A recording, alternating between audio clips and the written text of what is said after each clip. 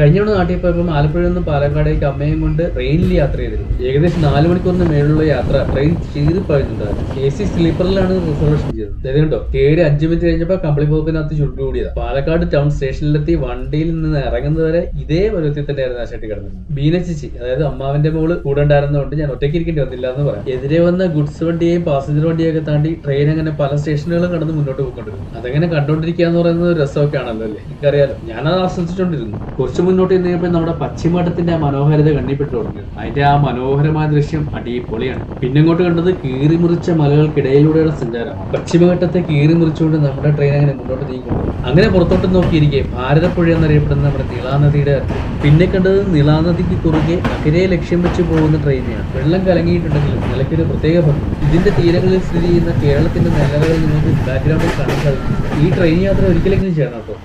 കാഴ്ചയൊക്കെ കണ്ടിരുന്ന നമ്മൾ പാലക്കാട് ടൗൺ സ്റ്റേഷനിൽ